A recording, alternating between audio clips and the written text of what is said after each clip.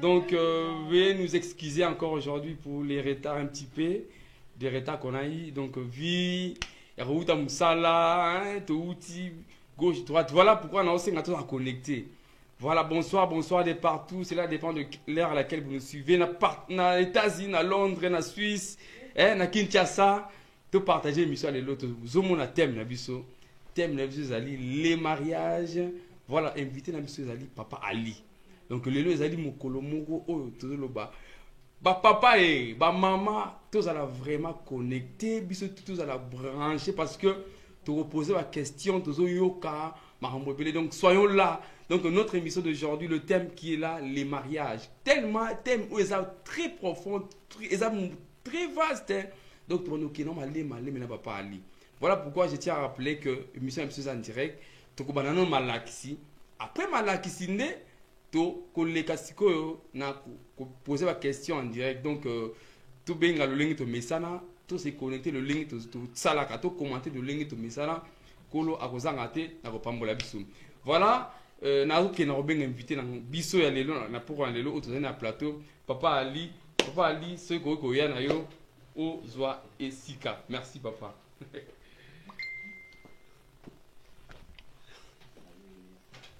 Alléluia. Merci, Nego Benji. Privilège à Zara Bisso. C'est vrai que Bogoyoga sur le sixième mariage, parce que le sixième mariage, ils sont vaste.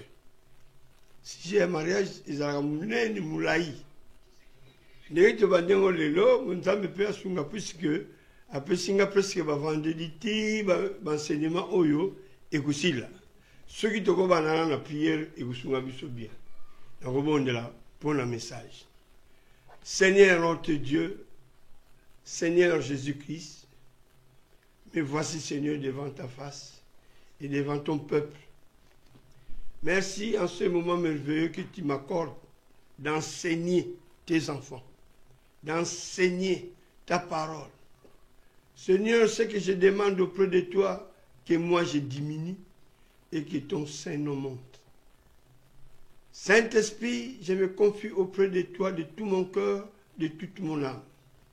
C'est vrai que d'habitude, l'émission commence à 21h, mais malheureusement aujourd'hui que ça commence un peu en retard parce que le frère, il était au travail. Je laisse ce moment entre tes saintes mains, Saint-Esprit. Que moi je diminue et que le nom de Jésus-Christ monte. Sois avec nous dans le nom de Jésus-Christ. Amen. Alléluia. Amen. Donc, se présenter dans nous, pena remercier dans nous, de Kobenji Moutape Singaï, plateau nae, studio nae, qui n'a le calelo pour nous faire l'enseignement sur le mariage. Zambé a Pambulae, a Pambula studio, ils allaient hasarder, n'avec Nzambé, depuis l'éternité, avec des dates à l'élo, n'a pas le canabino ao. Donc, tout Pambulama. Alors, enseignement selon Zamba Pessinga sur le mariage. Sur le mariage, il y a une étape ébélée. Sur le mariage, il y a une étape ébélée. Tu vas nous expliquer ce que c'est que le mariage. Nous avons une introduction sur le mariage. Dans le mariage, il y a un devoir, il y a une maman dans le foyer.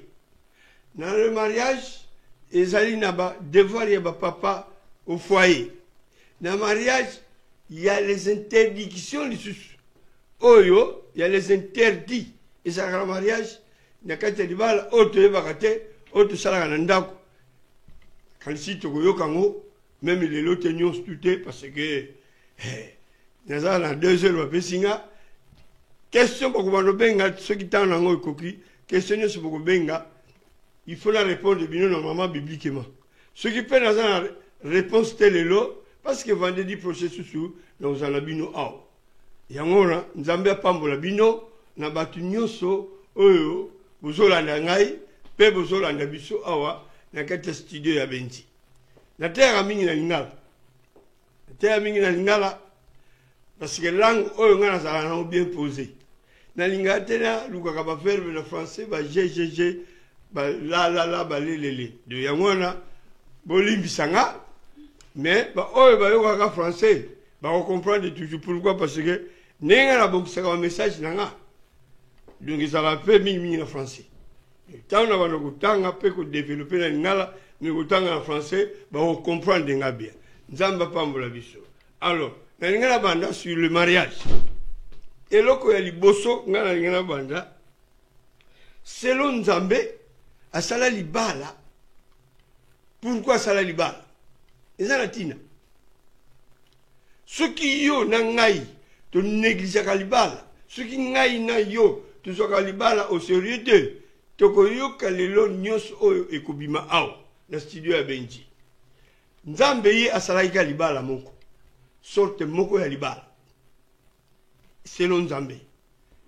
mariage yo to benga mariage monogamie c'est-à-dire ngai mobali na mwasi moko mais le diable tango ye asali su oya ye ya ye kutasala ebele c'est-à-dire mariage polyandrie une femme a plusieurs amants voilà nanga bien une femme a plusieurs amants même ce que ça na libala ce que si bima na mobali mususu c'est un mariage parce que mariage selon Nzambe ezali bo s'accoupler moi si na mobali ngana za marié na ko s'accoupler na moi si mususu c'est un mariage to sali moko siko quand enda ko nga pe na ko s'accoupler na moi si eza mariage asiko mingi basali ke azal moi si ba mibali kidi aza mobali basi kidi yango dans le que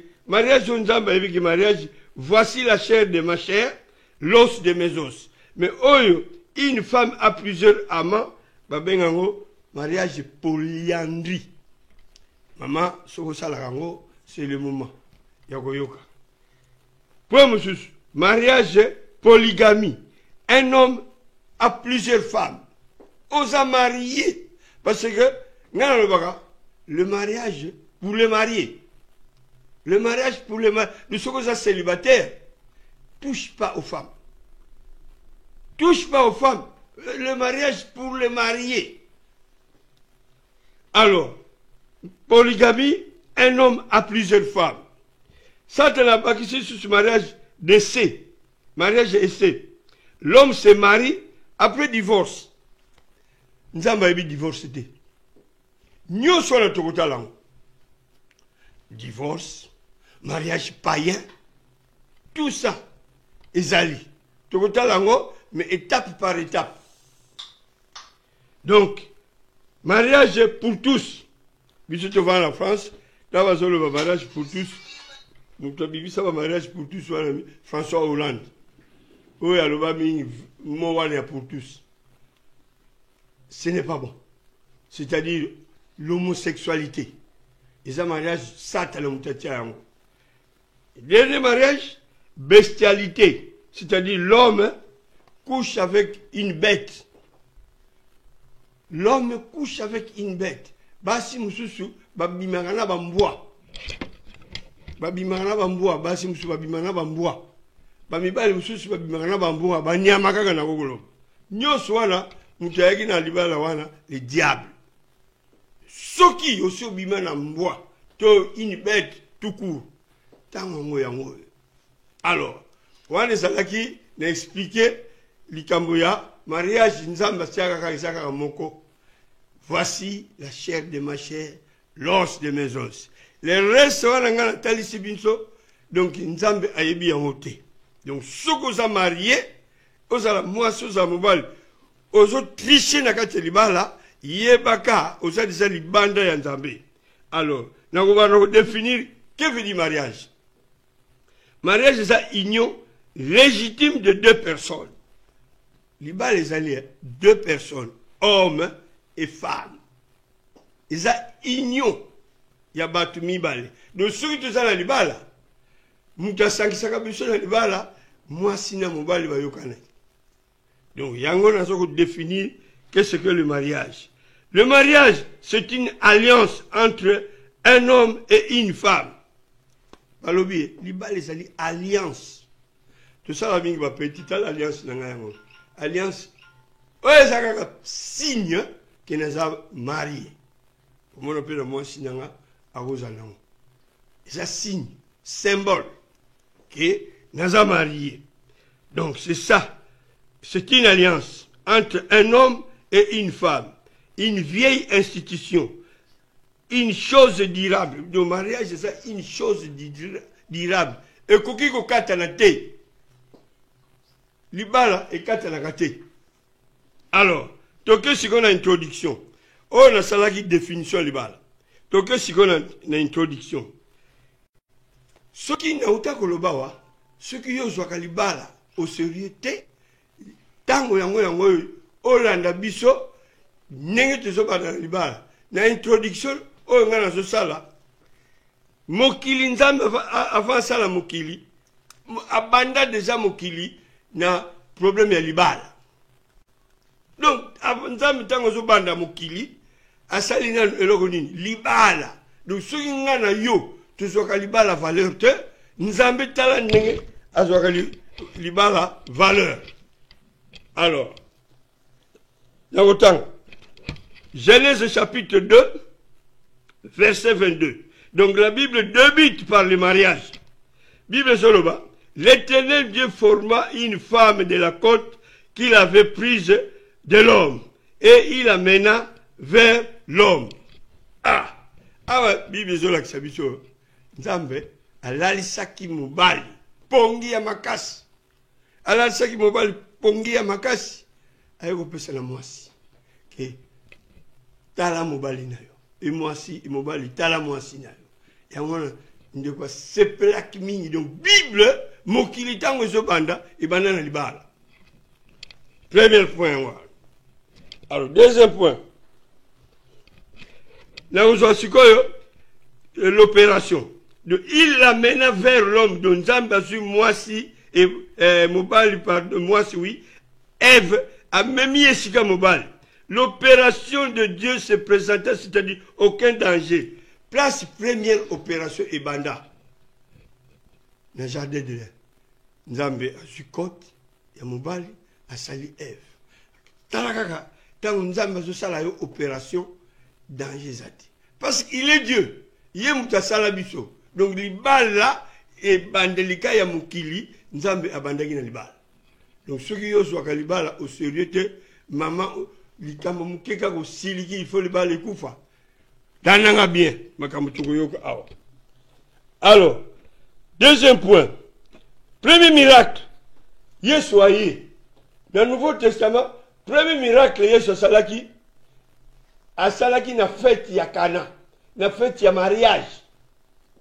Zoka idée que Yesu le raillé dans le Nouveau Testament, dans Matthieu, a premier miracle, abandonné au sala, pardon, dans Matthieu, dans le livre, il y a Jean, chapitre 2, versets 7 à 8. Jésus leur dit, remplissez d'eau ces vases, et ils les remplirent jusqu'au bord. Puisez maintenant, leur dit-il, et apportez à l'ordonnateur du repas. Et il lui apportait. Au moment la première fois, Yesu a mokili, dans le Nouveau Testament, première chose, n'a fait, et puis premier miracle, tango ayaki na mokili, asalaki miracle, ya kubalola mai, et komaki masanga. Ezalaki na fête ya libala. Donc, ceux qui n'aillent na yo, de zoaka mariage, au sérieux, ndeko, yo kanga bien. Zamba bandi fête il y a un deuxième point pardon Zamba sali fête ba invita qui est la fête ya libala. Mais ce qu'on yo sana libala ozo négliger libala. Bible lobi inviter Christ dans une fête de mariage représentait une sage décision. Aussi au sala libala ndeko. Est-ce que mariage yango ici les gars nzambe parce que le mariage m'sou to sala oyebi kutilika monzambe te siko bozobunda na likata libala yo na mwasi bitumba tango nyos. Pourquoi? Troisième corps des athées. Troisième corps des athées. Donc tolingaka chaque fois ceux qui te salent dans libala te tiaka Yesu na kata libala. Donc deuxième point on a na zo lobela. Premier point na lobaki que mokili ebandaki na libala. Tukomi na katikati Yesu aye na mokili. Allez, asali premier miracle na ye abandaki yaliki na fête ya libala. Sur le troisième point, Apocalypse chapitre 19, verset 7. La Bible se termine par le mariage. Ah! Yesu abandi mokili asali mariage.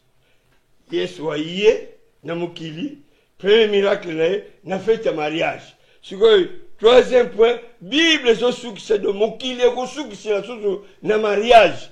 Chapitre Apocalypse chapitre 19, verset 7.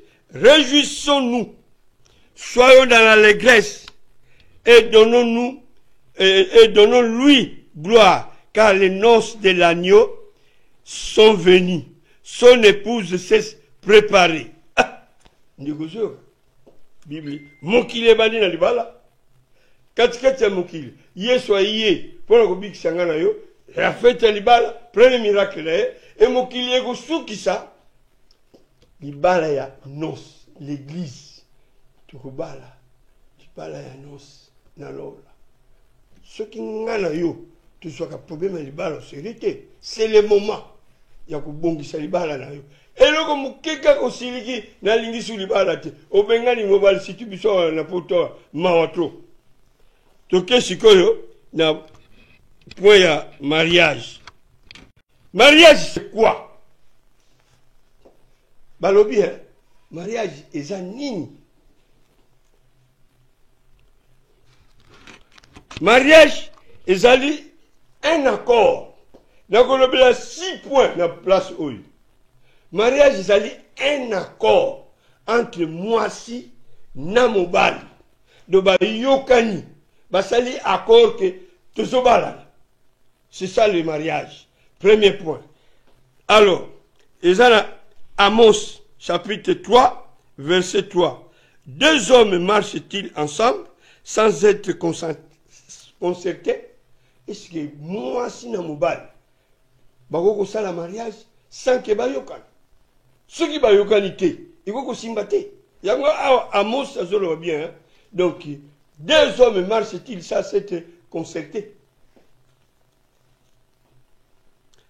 Mariage, accord, n'est défini dans le que veut dire accord. C'est une entente entre des personnes. C'est un arrangement, une attente d'un commun accord. Le jugement ne surviendra pas sans raison. Mariage, c'est accord. Bouyukani, na mwasi na mobile, on va se marier, bouzou li bala ngobo kena ngona famille. Parce que accord est salemaki. Ngai na mobile. Ngai na mwasi. Accord est salemi, bousali li bala. Donc accord wana, parce que oko bala mwasi teke sans accord, que yaka na bala yo sans que boyokan. Premier point wana. Qu'est-ce que le mariage? Premier point, c'est accord. Deuxième point, le mariage, c'est un contrat. Alléluia. Contrat wana, et katenakate. Pourquoi? Parce que contrat wana, c'est un nzambe, mutasali contrat. Nenge bibe zoloba, que azwaki, tangwa sali. Ève, azui Ève, aye na eti nakate libala. Contrat wana, mutukaka akokata ngo, nzambe ye moko. Siko nzambe akata contrat koma, si moko soka kufi. Alors, contrat c'est quoi? Tout défini dans le contrat l'incolbani. Contrat c'est un acte juridique par lequel deux parties s'engagent réciproquement. S'engager dans des actions judiciaires.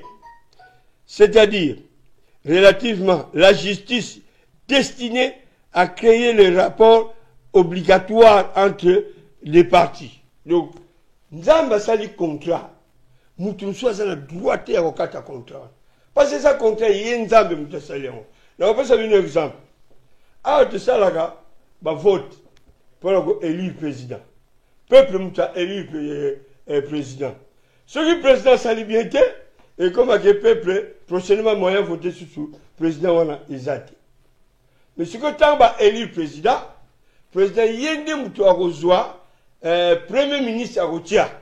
C'est le premier ministre wana asala malamu asala malamu te peuple aza na pouvoir te ya kolongola premier ministre wana mutu akoza na pouvoir ya kolongola ye président po président mutu atiaki ye wana c'est pareil na libala contrat nzambe asali contrat wana lunga na yo toza wana contrat oyo nzambe asali mutu akokata yango te alors omitala nanu yo soki libala yo oza nango to oboma libala eske nzambe asepelaki ntango obomaki libala surtout biso awa na Europe surtout nazobeta sete mariage eza contrat ce n'est pas ngai na mwasi mutu tosali contrat ya mariage ezali nzambe ye mutu asalaki yango wana ezalaki deuxième point totala yango na livre ya Matthieu chapitre 19 verset 6 chaque fois nazopesaka verset po toyeba ainsi ils ne sont plus deux mais ils sont un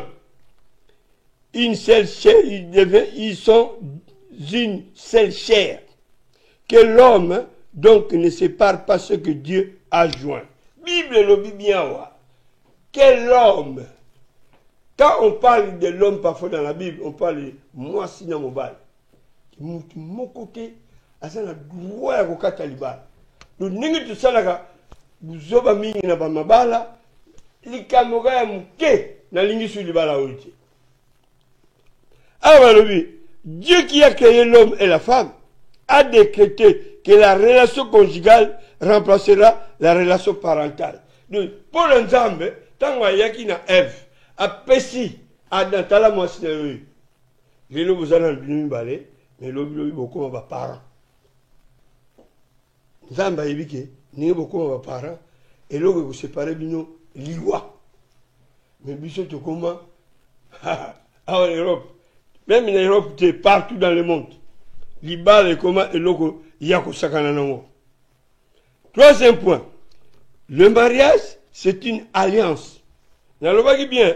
Premier point, mariage, c'est un accord. Deuxième point, accord, pardonnez, n'allons mariage, c'est un accord. Dans Amos, chapitre 3, verset 3. Deuxième point, mariage, c'est un contrat. Et c'est quoi, dans Matthieu 19, verset 6, que l'homme ne se sépare pas ce que Dieu a joint. Et awa, mariage, troisième point, mariage c'est une alliance. Ça définit ni non alliance.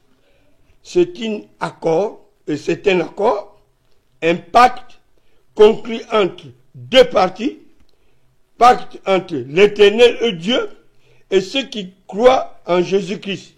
Donc, l'ibala est une alliance. Ça, c'est une alliance. Parce que nous allons chaque fois. Oh, c'est un symbole. Symbole pour que la nous avons marié. C'est un message de symbole de l'alliance. Et là, c'est Nabala. Alors, ce que nous avons Nabala, alliance. Il peut y avoir à quatre alliances. Même ce que nous avons une alliance dans Nzambé. Ce que nous avons ma bé. Nzambe akobomayo. Akobomayo parce que comme nous ils ont un livre de vie. Ce que nous tambola mabe parce que tout ça l'alliance dans Nzambe, ba o ba yebi ba message alliance et lingo lbani. Yango ndeko alliance oyo et ko kata na te parce que dans alliance na salango na mwasi nanga. Et loko ko séparer biso que la mort. Et ça Malachie chapitre 2 verset 14. Pourquoi m'a bien verset. Donc, et vous dites, pourquoi? Parce que l'Éternel a été témoin entre toi et la femme de ta jeunesse, à laquelle tu es infidèle, bien qu'elle soit ta compagne et la femme de ton alliance. Il bat les alliances. Dans les alliances, et là, séparer, toujours, nous répéter, c'est la mort. Biso te commence si tu na Europe. Moi faire mon keka parce que tu as vu que awa basika basoka raison. Fais gaffe. Mingi bazolu kwa libala. Mingi bazolu kwa libala et que ngana yo tu as marié likambo mukeka tala. Basi ebele o bazala ki marié. Ba regretaka oh ba bebisa libala. Voilà tu as le troisième point. Quatrième point, le mariage lie le couple par la loi. Libala ko eliaka. C'est-à-dire, oewika ko lié lingol mani. Na kangayo moyo kinizati. Yepe akanganga moyo na kinizati. Romains chapitre 7, verset 2 à 3. Bible Zoloba. Ainsi, une femme mariée est liée par la loi à son mari, tant qu'il est vivant. Mais si le mari meurt, il est dégagé de la loi qu'il a liée à son mari. Moi, si à libala, on a la droite à vous déconner. Mon bal est libala, bisous de Kansagaga. Moi, si on a la basi et belé, et moi, si on a la libala et belé. Et pas un zambé, on a la mobile, on a la droite à vous, mon bal est libala. Et moi, si libanda. Et moi, si on a la droite à vous, mon bal est libanda. Ceux qui bisous, tout ça, la gango, li fait le jeu de la bisou. Tu es barango, li fait le. Zola musapi oyo. Si y a la moto, otala, nenge o nyo kwama, ko zika. Siko kuna na li fait le, nzoto mobimba. Oba no zika. Zoga ide nzoto mobimba. Bible le dit dans bien que libala ko c'est pour la vie. Alors, ainsi une femme mariée est liée. Paul montre comment la mort met fin au contrat de mariage. Ainsi, une femme mariée est liée par la loi à son mari tant qu'il est vivant. Mais si le mari meurt, elle est dégagée de cette loi. Alléluia. Bato belé, nekata libala, bazo so libala serete. Bazo bomba libala pamba pamba. Aebika kake, mamibali, neti ndeko moko, azo bomba libala na pourquoi. Bola nanga bien. Alobi, ndeko mobali, afinga ka mama oya botaye mwasi. Le mwasi, alobi nazo kata libala, po mobali nanga afinga ka mama oya botanga. Mais ça c'est mingi ba komona ngo ke mama wana ndenge nini bokilo wana ça peut malambute. Injure ça la rien. Asumuki mais ya ngote ezali raison oboma libala. Parce que mama oya botayo mobali no finga kai. Aye de mibali bazaba pakana. Parce que ngana ngeno finga bokilo nanga. Parce que la binzambe te. Alors, bino bande ko basi avant au bal. Pour le mobile au bal, soit ça chrétien ou pas. Il faut qu'on s'attende nango, soit il il faut qu'on s'attende nango. Bah, bino comme sous le collègue. Et ko bima ming. Mais yango te, nzamba so reconnaître que puisque ata afingi mama nanga, abeti mama nanga par exemple, malgré mama nanga kufa. Nako bomo libala te.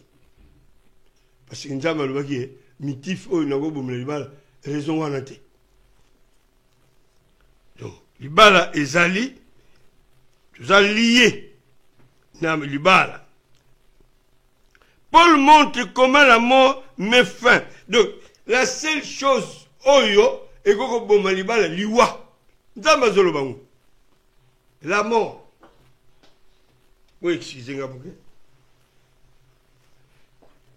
Liwa kaka, et koko boma libala. En dehors, il n'y a rien. Ce qui n'est pas ce que malibala, on se l'a kaka. Bande comme ça, dans ce sungaye, les camouflages, il y a beaucoup malibala. Alors bien, papa. Donc, si vous, mobali, nous avons ça là. À ce peu, ça va kanda nandako. So, na kanga mote maman. Avant mobala, nzamba le bien. Pour na mobali, oyo, aebi nzambe. Quand c'était parce que vous avez dans une église, et ben on ne se bat nzambe non. Et là que bon marabiso, tu vas le mariage en dehors il y a tout de suite tu vas mariage déjà. Donc tu comme que ça couple déjà sans que oye ba caractère là, il est comme que sans que tu n'as pas nzambe, les on mona ba caractère dans commis ça ne va pas. Ah, si go comme le bagika, on bali oyo yeti fona na kata libala. Maman il fait le jeu de la vision. biso tozosaka na maloba nzambe. Voilà, tu as une 4e point. 5e point, le mariage porte bonheur. Défini dans le que veut dire bonheur. État de satisfaction, de contentement, conscient jouir, trouver, goûter, hériter. Donc, libala et pesaka elengi. Kokipete ke lelo boswana ki bo discuta ki.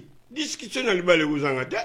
Mais ce n'est pas que moi discussion muke ndalingi susute. Naza mal à l'aise nandako. Non, non, non. Libala et pesaka bonheur. Proverbe chapitre 18, verset 22. Dans Proverbe chapitre 18, verset 22. Celui qui trouve une femme trouve le bonheur. C'est une grâce qu'il obtient de l'Éternel. Ce que vous avez dit, moi aussi. Dans le jardin d'Éden. Adam, si vous pouvez savoir, biloko nous se commoner nzamba de saki. Mais à ce peut la quitter. Parce que à constater qui, ce que amoni ngombe, ya moi si, amoni ngombe ya mobile. Ce que amoni mpakasa, ya moi si, amoni pe ya mobile.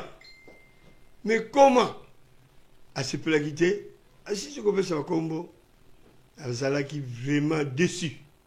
Nzambe Bible zolo nzambe lokola yi ayibaka makanisi yanga inayo o nyoto zokanisa akomprendre non funa kokisa mukalo ya ndeko oyo ti ya eko sala mwasi en pleine séance que alalisi mwasi pongi alalisi pardon mobali pongi asali opération mobali azui cote ne eko sala mwasi et tango Bible lobige le mariage donne la joie. Tango et peut s'abonner. Tala oyo, moi singana sepelinae. Voici la chair de ma chair, l'os de mes os. Donc, esengoana, alobi anzambe cette fois-ci, au sali oyo ngana lukaki. Pour la pesibiloko nyoso bakombo. Mais na sepelaki te na monaki moninga yanga ite. Oyo penza ezaïe. Donc, libala. Mariage porte bonheur. Proverbe 18, verset 22. Mais si vous biso babsusu, mariage porte bonheur. 6e point. Le mariage donne la joie. Libala, il apporte la joie, et sengo. Il apporte donc nyoso, oya et sengo. Pourquoi? Nale nazali na Afrique le na ye nazali ngamoko. Tana bengisaki mwasi, nazali kokonda wangaye. Mitango ka mwasi ye na Bali. Ah! Mwosu to kutela bande ko msuba lo bienga. Papa ali koma munene. Ngabi kasi madame asi yakiti. Libala ipesa kesengo. Basi mbamibali msuba kuti musala. Donc tellement na ndako soka komi basona kaka na libala, basona kaka. Donc, tant que zonga, au lieu que ne mbala moko na ndako, puisque pour na ye libala et sengoza na ngote, allez, tikala mela mwa moko, akiko lega so mela ba bière ani. Yango to bongisa habitude na ndako. Banda ko mususu ko, okela ndako, ba so na ngaka. Na place sengo, et je peux ça déception. Na place sengo, et je peux ça ba so na ngaka. Incompréhension totale dans le libala. Pourquoi? Il soit athée. Il soit athée. Parce que le but, c'est le diable. Il a raté libala. Je vois le but. Oh, tu as le libala. Dans le sala libala, pour la Babylone qu'on soit. Alors, dernier point, il y a un point haut. Le mariage donne la joie.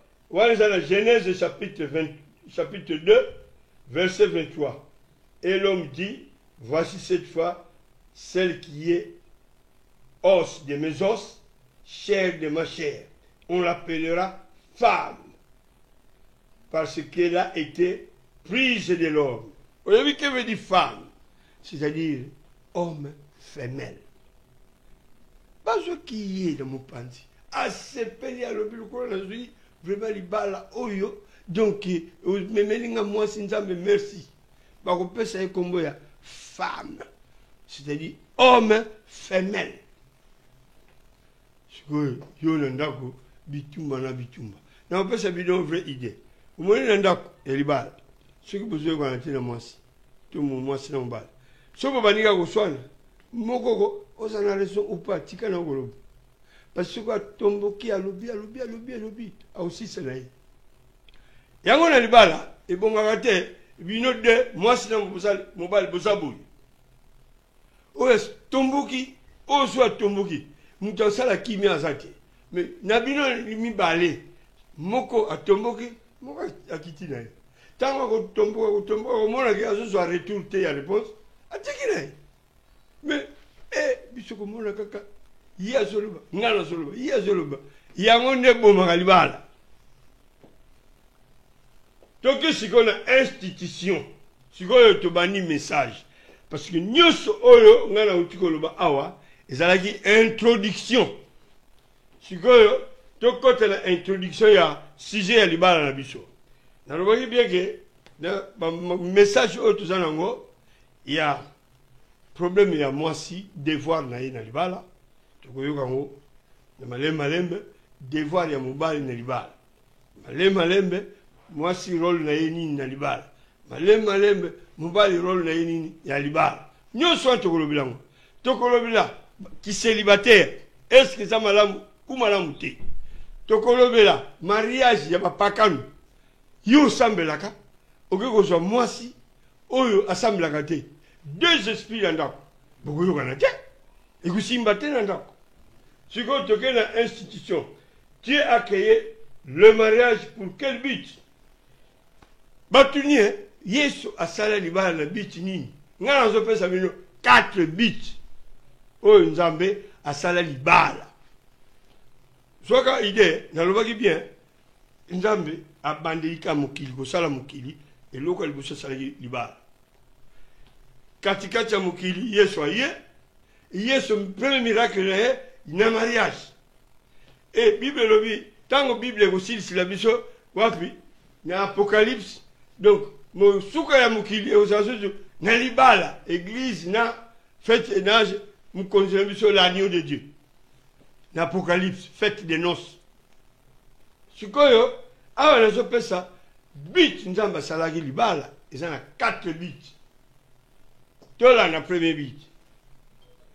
but pour parer l'homme à la solitude c'est-à-dire but nzambe asalaki libala mpo mobali ko puisque nzambe asalaki liboso mobali azala ye moko te na monde azala ye moko te na vie azala ye moko te aza isolé but yango nzambe asalaki libala yango wana eza na Genèse 2 verset 18 et verset 18 l'Éternel Dieu dit il n'est pas bon que l'homme soit seul je lui ferai une aide semblable ndeko jour tokokota na message sur le célibataire toya kozosuka ka verset oyo po kotalisa biso ke il n'est pas bon que l'homme soit seul sikoyo na bandeko oyo balinga kozala célibataire à vie nzambe ntango bandosala biloko asali boye c'est bon assigné en tout cas c'est bon asali likolo na se assigné c'est bon asali likolo na se assigné c'est bon mais na likambo ya oyo alobi il n'est pas bon ye moko nzambe asalaki mokili alobi ke eza malamu te mobali azala ye moko na vie je lui ferai une aide donc but nzambe asalaki bala quand Dieu a créé l'homme il fit constat que la création était très bonne le résultat était parfait mais quand il regarda la condition de l'homme dans le jardin d'Éden, il vit seul, dans la solitude, malgré il y avait beaucoup des animaux. Zamba moni non, il faut na salaye molongani, aide semblable. Moni bit, nzamba salaki liba. Bit yango wana. Mobali akozala ye mongo te na vie. Il faut ça là. Yango tukeba na biso baza ba célibataire parce que surtout quand le message ba célibataire tu peux utiliser moi verset oyo. Deuxième point, deuxième but pour qu'il remplisse la terre. Nzamba salaki mariage pour que l'homme remplisse la terre. Ce que nous avons la terre, on retourne sa mobilité. On s'oppose à ce qu'on a versé. Et ça a versé. Genèse chapitre 1, verset 28. Bible dit, Dieu les bénit et Dieu leur dit, soyez féconds, multipliez, remplissez la terre et assaisissez et dominez sur les poissons de la mer, sur les oiseaux, sur du ciel et sur tout animal qui se meut sur la terre. Mon deuxième bit, oh nzambe salaki, mokili. Totondi sa mokili. Déjà recommandation. Remplissez la terre. Et ça a un moyen pour remplir la terre. Que ça couple moi si na mobile. Et puis les gens la terrain sur le mariage. Ce que ça célibataire au balate comme garantie. Il y a que le mariage pour les mariés. Qui n'est pas marié, tu ne peux pas voir le mariage. Linga au bala, bon tu compte il n'y a pas mariage. Alors, dans Otanga, Genèse, Dieu dit, soyez féconds. C'est Dieu, après avoir créé l'univers, Dieu a créé celui qui serait son représentant, qui va tout gérer. Dans le temps où on sali l'ibal, alors bimbo, on sala, on représenter la terre. On représenter, on gérer, il doit remplir et dominer, donc remplir la terre.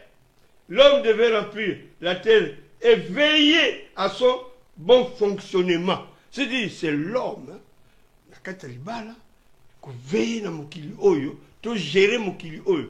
Nous avons dit animal, tous des animaux, bah il gérer mon kili oyo. Nana yo. Nous avons alinga mariage na niveau moko okoye bate. Mais biso ba mususu ko. Okufa no célibataire okoli osalaka, olingo balate. C'est grave. Donc ça contre parole de Dieu. Donc la Bible attribue l'origine des sexes, c'est-à-dire à un acte créateur de Dieu. De l'origine des sexes, un acte créateur. Donc il y a déjà que moi si na mobile ceux qui va s'accoupler, né, moi na robin. C'est une création autorisée dans l'âme. Ensuite, vous posez ma question à un moment donné. Dieu ordonna à l'être humain d'être fécond et multiplié. Dieu chargea l'homme d'assujettir la création, de dominer sur elle, c'est-à-dire de la gérer et non de l'exploiter. Moi, je suis Congo, parenthèse. Tala ndenge babwaka meso ba Rwanda baso exploiter mboka. Yango makambo babani komona actuellement ekotikala bango moko. Il faut que gérer la terre. La terre oyo ko gérer oyo ba pesi yo. Et pas Nzambe. Alors, toqué la troisième but. Dans le premier but, pour que l'homme c'est pour parer l'homme à la solitude. Deuxième but, l'homme doit remplir la terre. Troisième but, pour éviter la débauche. C'est-à-dire, pour éviter les péchés. Il faut balle. Il faut balle à ceux qui tannent moins qu'il faut balle. Pour éviter, donc, pour éviter le mal, le péché. Il y a un but, non, moi si. Le seul terrain où on appelle Saki. Il y a qu'on réjouir, il y a qu'on réjouissait donc vie physique sur le terrain du mariage. Au bas là. Christ veut que, ils en ont 1 Corinthiens chapitre 7, verset 2. Dans un peu, c'est toujours un verset pas beaucoup. 1 Corinthiens chapitre 7, verset 2, pour éviter la débauche. Toutefois, pour éviter la débauche, que chacun ait sa femme et que chaque femme ait son mari. C'est-à-dire, chaque mot qui fait dans le mois sinaïe, Et chaque mot, moi je fais ça, c'est ça la parole de Dieu. Si vous avez un combien, vous avez un basiboun. Tant que vous avez un bimaka, vous avez un moisi moussou dans le banda, il y a un qui pêche, il y a un livre féroce à yo. Ngana masaka ba monte bolimisanga. Na masaka ba monte. Livre féroce à yo. Alors c'est le moment où il y a que se repentir. Christ veut que le mariage soit saint. La sanctification de l'un et de l'autre par la sauvegarde pour eux. C'est une dame alignée. Osa la moisi. Osa la mobile via sanctification. Nakata foyer les balles. Et ça obligatoire. Voilà, on a bien. Ce que je dis, je commune dans 5 minutes. On a la question. On est toujours déjà. À téléphoner, vous avez un numéro. Alors, le péché lié à la relation intime guette surtout les célibataires et les maris impudiques. C'est-à-dire, l'issoum, oya et kobo, et talaka mingi, bah célibataire. N'a marié, mais impudique. Il est marié, mais impudique. Elle est mariée. À qui n'est-ce que ça? Moi, je tika la photo. Moi, je tika la photo. Allez, à côté de mon encore parisien. À Outimiki. Kuna donc, bah, honorable. À comment, quand bah, honorable, peut pas mon valeur. Tu es marié. Oui, Nzambe, c'est bien Nzambe. Attaque en émis. Mis Nzambe et Persaka. Attaque en émis. Oui, combien des abominations au Nzambe à mon mukili. Il est patient. Hein? Ceux qui ne savent pas patienter, mais la bombe mukilo. Parce que au monaka, il y a bosoto, attaque en émis. Mis Nzambe et Persaka. Ça va percer. Ndeko, si vous êtes marié, mon bal, qu'est-ce que vous avez? Tony, vous avez fait caillou dans un hôtel. Dieu voit tout. Au moment où il va mirandako, l'icolo, nassé, ce sont des caméras de Dieu. Vous l'avez bien. Mirandako, tous les 4 murs, ma belle, obi marido partout, vous allez, et ça va caméra en Zambé. Donc, Dieu voit tout. Je continue par ma sou. Dieu voit tout. Mon père, Aouti Moussala, Alembi, Alembi, Aouti Moussala te. Mon père, moi, c'est Aouti Kayou. Oh, la Zagina Matang. Oh, la Zagina Matang. Hey, c'est là. C'est le jugement d'un mais vous avez. Le jugement me soucie de ma déjà dans ma belle. Ça m'a banni pour pinir. Au moins, on m'a dit à banni au sassasigo, bateau à boy ou au gaï. Ce n'est que le débit. Donc, pour éviter les soums, parce que au Mouni et Kobo, et ça péché mon 10 ans. Et ça, c'est un péché 10 ans. Les diables utilisent un mingi. Pour éviter que ce soit les cobes, nous sommes bien sans aïe. Parce que, nous avons expliqué une parenthèse, il y a 3 choses dans le monde. Les gens, le monde n'aime pas Dieu le Père. Le monde, il n'aime pas Dieu, il n'y a que la diété. Par exemple, au Tuni, tu connais Dieu. Oh, il y a la porte-monnaie. Donc le monde s'oppose à Dieu le Père. Le diable s'oppose à Jésus-Christ. Et possède un autre s'oppose au Saint-Esprit. C'est-à-dire, ceux qui ont ça, le Saint-Esprit, azate pa na yo. Tu es marié au bala, mais tu es marié lié. Na mo bala yo, mais au bimakasus, au frodakasus.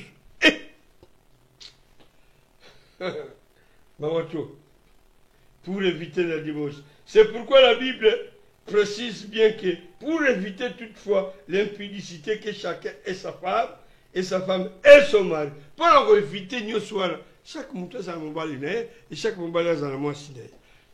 Ce que moi dit quand même que on va poser déjà la question et ça déjà temps en haut. Bengi va se répondre. Entre temps toujours continuer le message. Quatrième point sur le but Yanzambe. Dans le premier but pour parer l'homme à la solitude. Deuxième but pour qu'il remplisse la terre. Troisième but pour éviter la débauche. Et quatrième but, l'unité des conjoints. Alléluia. L'unité des conjoints. C'est-à-dire, ngana mwasi nanga, faut ça la uni dans ma camonios. Unité, c'est très nécessaire. 1 Corinthiens chapitre 11, verset 12. Dans Rotanga, 1 Corinthiens chapitre 11, verset 12.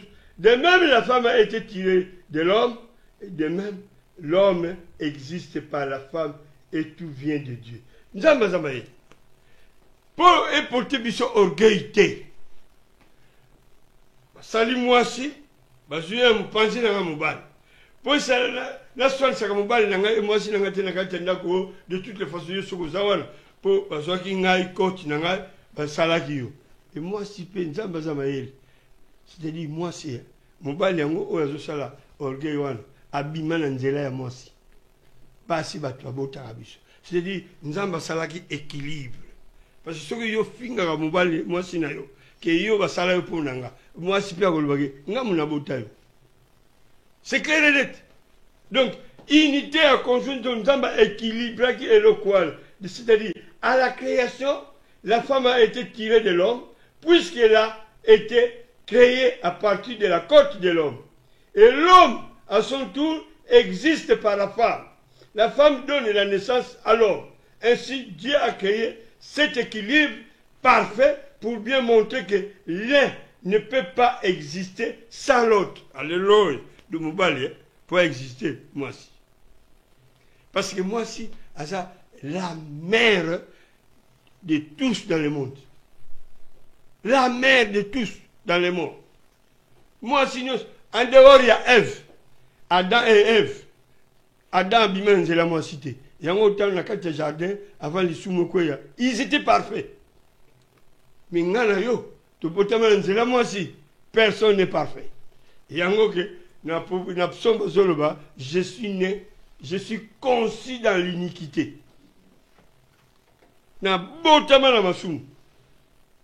Alors, je vais continuer, point. Dieu donna l'autorité. Genèse chapitre Genèse chapitre 2, verset 22 à 25. Donc, Genèse chapitre 2, verset 22 à 25. Là, il y a verset dans verset. Verset 22. L'Éternel Dieu forma une femme de la côte qu'il avait prise de l'homme et il amena vers l'homme. Bon, on a bien. Hein? Ah, on a 3 points. C'est-à-dire, la femme ne fut pas tirée de la tête de l'homme pour que la femme puisse dominer sur son mari. C'est-à-dire, au moment où Nzamba Zamaïl, tant que sala, moi si, et à ce sala, moi si oui. À ce qui compte, il y a Moubali na Moutute. Parce que ce qui Moukoua, na Moutuya, et Moubali, pour ça la moi si. Bon, on bien. Allô bien. La femme ne fut pas tirée de la tête de l'homme pour que la femme puisse dominer sur son mari. Ce qui nous a mis. Asalaki mwasi nanga azoki mkuwa oyanga na mutu à partir de mutu ake no sala mwasi le mwasi a dominé kanga parce que mwasi alinga salake bazwa parti na mutu ya mobali alinga ki a dominé mobali na katenda parce que bala no ce qui mobali mutasoka devant na katenda mobali azalaka na likambo ko bate toujours mwasi yebaka ngo le diable règne dans ce foyer. Le diable règne dans ce couple. Nzambe azaki sage. C'est-à-dire, dans la vie du couple, la femme doit rester à sa place. Ainsi dit l'Éternel. Nzambe, alors bien, ce qui a soit qui kasalaki mwasi azwaki koti ya mopanzi parce que mwasi face à la place dans la vie du couple la femme doit rester à sa place. Ainsi dit l'Éternel. S'il y a un problème dans la maison, d'abord la tête, avoir une solution. C'est le mari. Ce qui est le problème, c'est nous faisons la solution mon bal. Moi, ça compte ça idée. Tant que j'ai idée à mon bal, ils ont bien été. Moi, ça compte ça idée. Mais décision en Zouga, ils ont mon bal. Ce qui est idée à moi, si, ils ont bien, mais ils ont accepté dans mon bal. Et comme il ça trouble le thé, puisque un jour, quoi, mon bal a tant de problème, moi, si j'ai raison. Pour que type de orgueil, c'est moi le chef de la maison, c'est moi le patron, alors qu'il n'a pas la temps sous. À la raison. Comme ça, nous trouble le thé, moi aussi. À la raison, ok. Puis, même, il y a là, ah, super. On dit que tu discutes avec yo. Vous avez raison. Les cambo, tu savais que tu avais raison. Mais puis, même moi, c'est ça la raison. Puis, c'est la raison. Orgueil. On veut bien que raison, il y a une raison, la discussion. Bon, baka, kolingo, qu'on peut savoir si raison. Puis, c'est la raison. Et ça, là, un peu fier. Alléluia. Point moussous. Alors, bien, point moussous. La femme ne fit pas tirer des pieds de l'homme pour que l'homme ne puisse besoin de quoi babenga puisque balingwa tuna la question. Allô? Oui, allô, bonsoir. Bonsoir. Ouais, papa nazo dans émission d'allô. Oui. Nazo la maman Nolinga qui l'a posé juste une question. Oui. Maman mamie. Oui, maman mamie.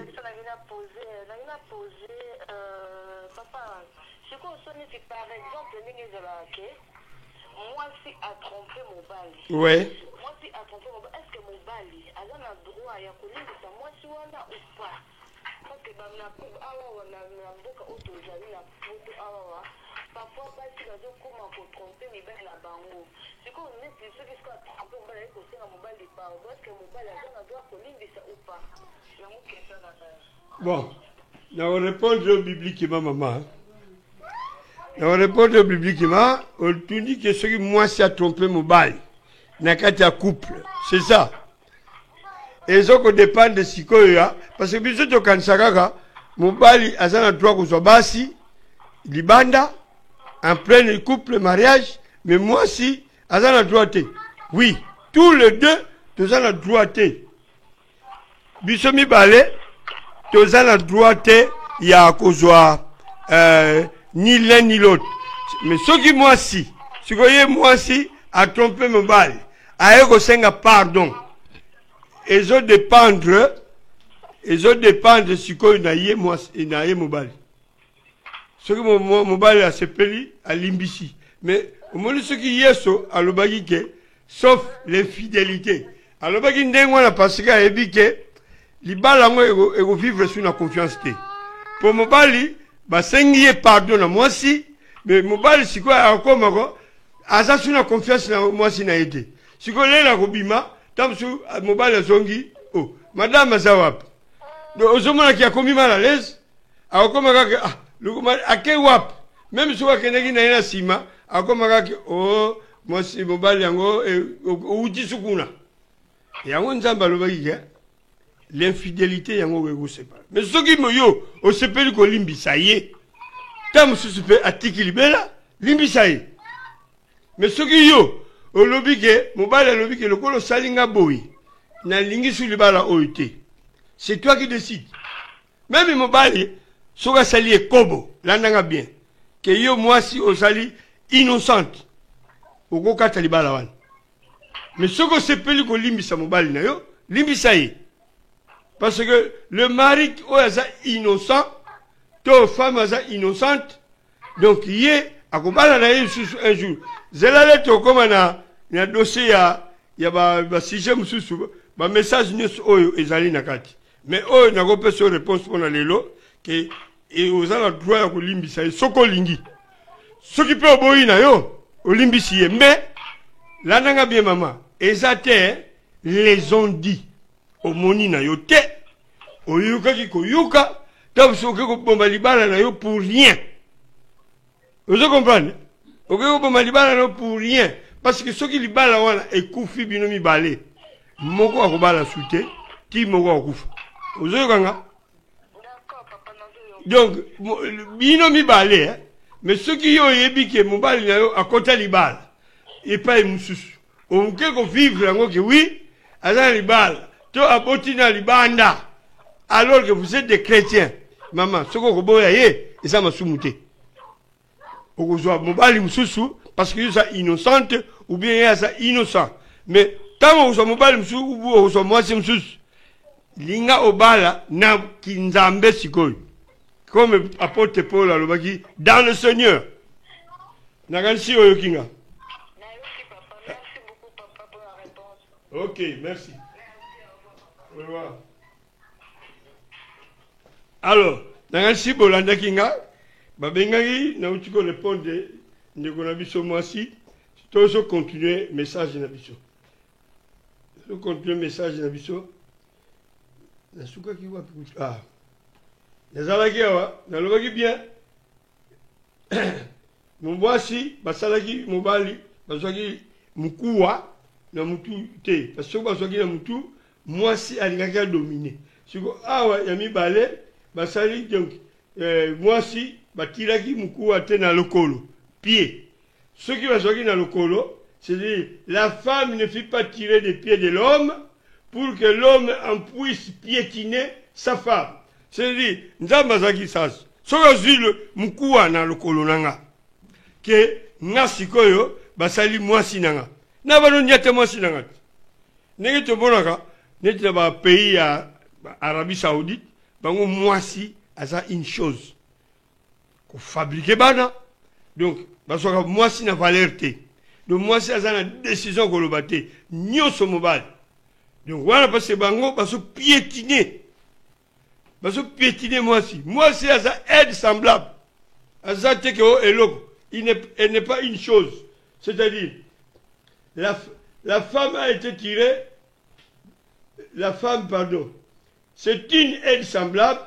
Dieu interdit formellement, c'est une horreur. La femme a été créée pour compléter le manquement de son mari.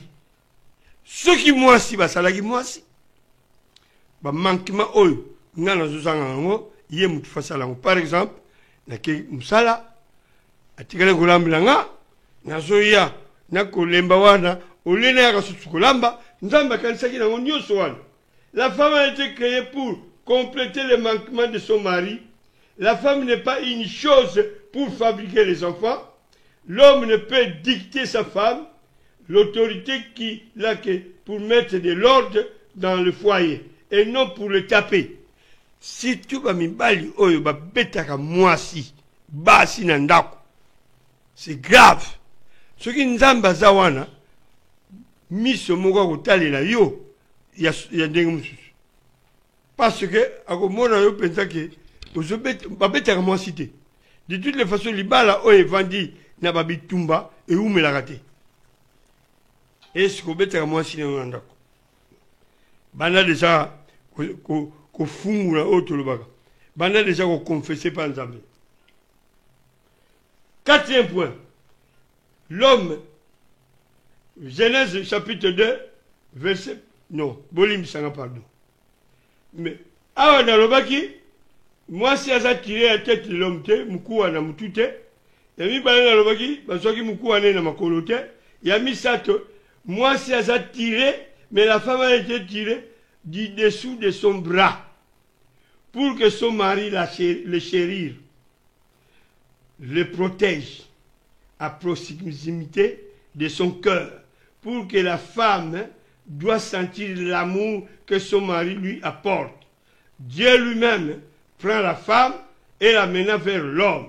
L'homme fut créé en premier pour la gloire de Dieu. Ensuite, la femme fut créée pour le besoin de l'homme. C'est-à-dire, Nzambe asala mwasi na koti na biso ya mopanzi. Pourquoi? Pour mobali abana ko chérir mwasi na ye.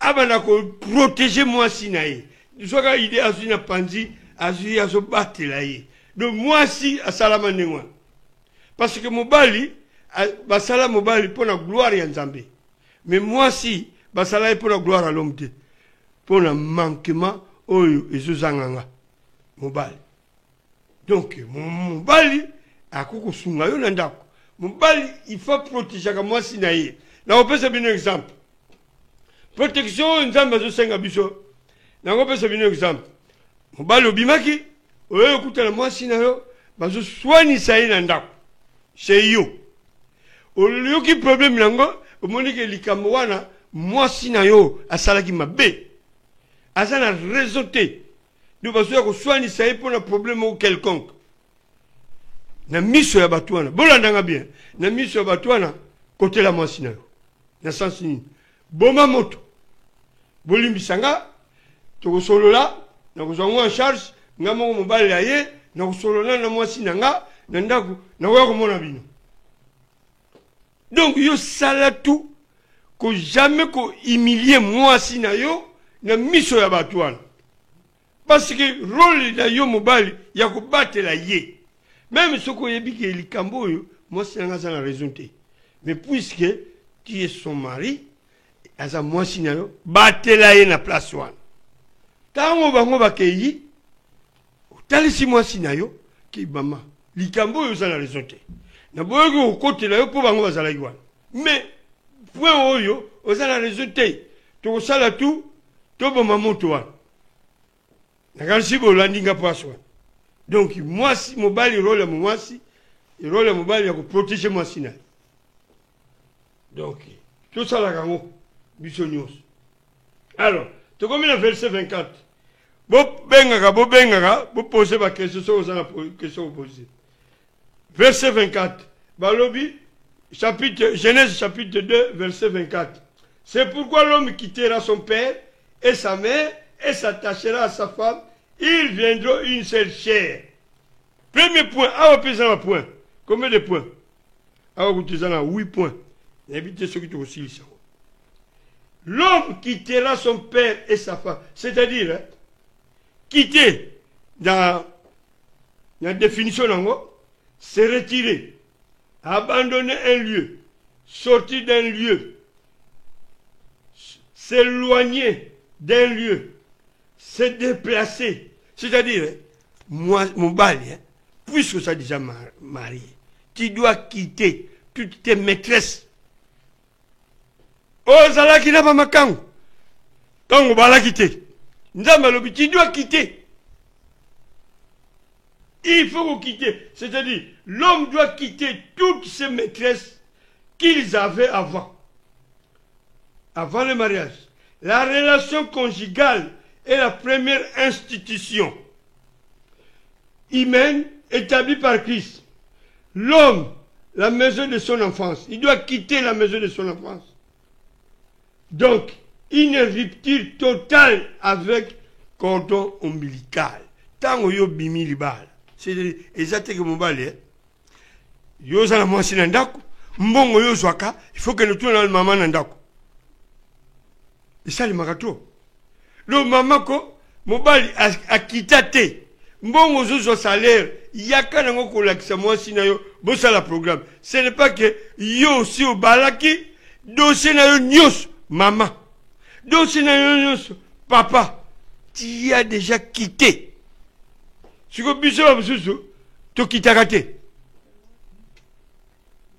Dans une rupture totale avec Colombie, une indépendance totale auprès de ses parents, il va s'en charger à sa propre femme à 100%. Donc, il faut s'en charger de moi, 100%. Parce que, Ndako, il y a mes parents, tu as déjà quitté. Est-ce que nous avons posé une question? Est-ce que tu as déjà quitté chez les parents? Vous avez raisonné que, en tout cas, ma camasolo, solo, mobile, tu dois quitter. Ça le programme nayo, ça la vie nayo. Deuxième point, l'homme quittera et s'attachera à sa femme. Donc, comme il a pu attacher. C'est-à-dire, attacher l'ingoloba, joindre le sentiment d'affection durable. Fixer une chose à l'aide d'un lien. Tenir serré.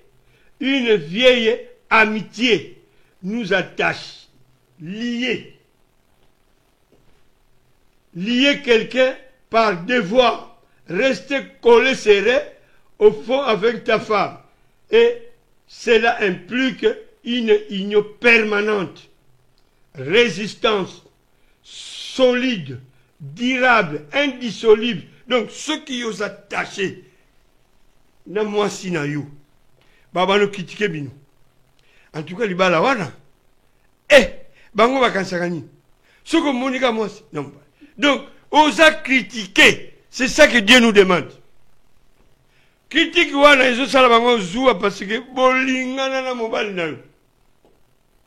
So bamoni yo, bamoni mwasi. So bamoni mwasi, bamoni mobali. So ki moko azate, nga kutango tamsula komo yibisa mwasi, nga fotoke de fete. Oyo, nga tikanga na kifanda. Lelo kede kuna, biso to mona kabino mibali, me lelo. Ezo bisa makele na ndako. Collé serré dans moi, sinon il faut pas évacuer, c'est sa femme et c'est son mari. C'est ça que Dieu nous demande. Il faut être, on dit colle pas texte. N'engage kolaka. On a collé ba glue. On colle glue. Glue, c'est glue. Oh, glue ou glue. Oh, ce que je même vous sappi, on colle kangami. N'engage wana nzamba lingaka. Moi si nga bunda pona ki moi si. Si vous kobima yo na mwasi et comment sonne. Pourquoi? N'a évité. Il faut qu'on soit attaché.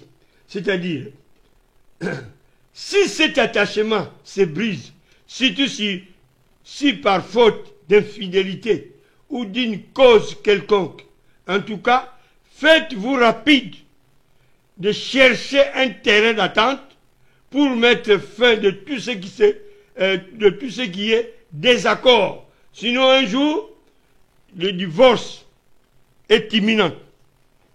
Ce qu'on m'a dit, au salaki mbeba, ce que moi moi si, au sali mobile, ça la nioso, pour qu'il y ait un terrain d'entente.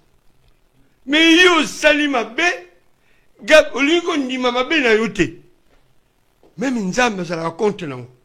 Dans Jérémie chapitre 3, verset 13, reconnais seulement que tu as été infidèle, que tu as fait ça et ça, ça et ça, dans tout arbre vert. Oui, colère même ce que ça n'est, ce que ça fautif ou fautif. Et là qu'on a foyer, où est-ce que ça a raté, pardon. Parce que, oui, pardon, colère, tant on s'est pardon, mais, bisous, monsieur Souko. Ozomona na likambo azana résulté akanga mikaka na ibi yangote et ça nerve, ça énerve. Nazo sala ba coup de fil na bino soko bonike likambo notaki ou pose question au bengi téléphone c'est fungama ikala. Donc l'homme s'attachera, verset toujours s'attacher et ils deviendront une seule chair. 6e point. Une seule chair, c'est-à-dire l'épouse et son mari auront une union réelle d'esprit et du cœur. Tout le monde bien. C'est-à-dire, ils deviendront une seule chair et l'ingoloba. L'épouse et son mari auront une union réelle d'esprit et du cœur jusqu'à la mort. Ce que tu as esprit. L'union d'esprit, avoir des sentiments pareils, tous les deux, d'avoir une même âme, une même pensée, un même esprit, et un même langage, une même communion d'esprit, puisque compassion, quelque miséricorde. Moi, je vais témoigner un jour, quand je travaillais, parce qu'avant, je travaillais chez Peugeot, na Poissy, dans l'usine Peugeot, dans un cariste. C'est comme Colombo. Pour s'en foutre, ça là. Pour s'en foutre, bon là, bien. Pour ngai so na soteya na tiaka mo ba exemple oyo vinga na zo mene oyanga po samfumbwa na lobi asoki na tongo na yebaki na benga madame en plus ça na ndako asalite puisqu'à l'époque azali na ndako lelo wana azosala misolo ngo asalaki te alamilanga mfumbwa ango ngalinga mfumbwa na kwanga mfumbwa nasalaki ndeke makaya oyo asalaki ndeke oyo bayebi yango bayebi mfumbwa na ou bien mpiodi soki esalaki ndeke eza te mpiodi na safu do na rekitike erepusani kala te mosala ezosila so nayebaki na tongo bon ce n'est pas grave nazalaki tu na tongo tosisaka 13 heures nazwi nzela nazozonga ndako nakomi na ndako à partir d'ascenseur déjà nazomata na ndako na 3e étage solo mfumbwa ngabi nazoreve ubie koma nakomi na ndako nafungoli porte ngabi mfumbwa oyo ezo ya solo tina se kuna wawo natala kako tala libala soki boyokani eza na libala nzambe akosa bino esprit moko nazalaki na posa mfumbwa nazwaki tante ya kobenga parce que nayebaki su te de sikoyo ye nzambe sikoyo akoti na esprit ya mwasi na nga lambela mobali na ye mfumbwa luka kwanga makayabu toni donc nakoma bongabi mbala moko nayebisi ye kombo ya sipe mama ebimaka place wana ngabi sipe mama oyebi makambo naza nango te posa mfumbwa esalaki nga do nazokanisa yo ke ifale nabenga yo mfumbwa kaka me nzambe akotisi yo na esprit na nga parce que pourquoi nzambe akotisaki parce que libala bomoko soki bomoko ezali akoyeba ide na yo chemise na ye fale barepasse oyebaki susu te bachaussette fale nzambe akozwa esprit na yo na ye akokotisa yango kuna na mwasi na yo parce que boyokani ezali mais soki boyokani eza te même kuti chaussette ya pamba okola flinga chaussette akoloba na yo soki nga kaka alo boli msanga alo ndeko bonsoir maman. Bonsoir papa Ali. Ah oui. Vraiment. Na femme de la région parisienne, je m'appelle la femme de la région parisienne. Ouais. Parce que aujourd'hui, sur mariage. Oui. Mais tout le monde est à boy. Oui. Si quand on a donné un couple où ils ont un jeune mari, ou baba na basika, ou tu peux pas na. Oui. Et puis, leur bobalani, si koyo, beaucoup nous vendre dans kumoko. Oui. Dans un premier temps, ils ont une semaine, moi malade, après 3 mois. On va changer le comportement, pour qu'il y ait du banda, ou un retard, ou la libanda, moi ça tourna, à tourner, oui. On va avoir une compréhension, oui. Psycholo. Alors, on a rapport à la famille, on va la zoka, on a un enfant, on a un enfant, on oui. n'importe quoi, moi c'est à ça l'année. Opposez question bien, la nanga bien. Parce que libala nyo soutang ozu mobali, il faut que tu n'en nzambe. Est-ce que ça yanga? Premier point. Deuxième point, la nanga bien. Moni na libala, tu sois pas parrain. Il faut zala l'habitude de recevoir parrain, ou as serviteur de Dieu. Parce que vous êtes parrain, na libala as serviteur de Dieu, a opé sabino enseignement. Ti ozoya na libala, ozu enseignement. Pour qu'on casse babilo ko nyoswana. Parce que Satan, le diable, alingalibala te. La Bible zoloba, dans le diable, que l'adversaire s'élève toujours pour tout ce qui est de Dieu. Tant que bino bozo bala, yebakako, libala est facilité. N'a sans vous le mentir, nazalaki, na caractère mokoko, il fallait que maman s'y passe si potinga. Et ngaïpe, ce qui n'a pas se poser à mon campus, parce que yépé, il fallait que ngai. Donc, d'accord, ça y est, ça le magamingi. Mais, point de bossanaga, au sepelé na moi, c'est une embêtée. Au sepelé na moi, c'est une embêtée. Parce que le diable aussi, ayaka na libala nae. Satan ayaka na libala nae, à présenter yango. Donc yebakako na libala na lobaki verset mokuna ke celui qui trouve une femme trouve le bonheur, c'est ça non?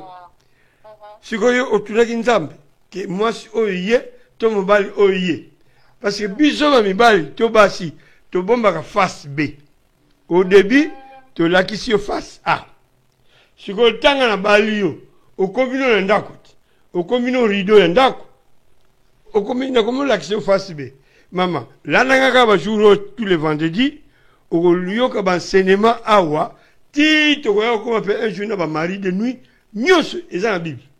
Nyos to kotala yango. Donc nenge yo bandi yango début nango vendredi prochain aux élibiso susu qui un jour aussi la plus que ça moi moulai sur le mariage. Eza vaste amunen. Encore dégo après 2 heures à sali bien. Donc tout ça n'attend. Donc tu aussi ça pour le ndambu oh tu sais ça ndambu c'est que tu les as belé. Donc libala les ali faut tout le nzambe. Autour du nzambe te libala Lucas serviteur oyo yezala parrain. Un bon serviteur de Dieu a comme ça la binoba enseignement en plus c'est l'obio que baza bajen babalani sika donc bajen surtout bango babalani sika le faut ça vraiment enseigner. Yango nzambe asali ngolu ke naza awa na mikolo ya benji po bolandanga. Donc soko zana lika mususu o tuna ou soko sepeli na réponse olobini. Vraiment. Merci papa, nzamba pambola ona les réponses sont bien claires vraiment nzamba pambola. Merci. OK. Tu zo continue biso. Alors, tu zo continue na biso libala na biso message na biso.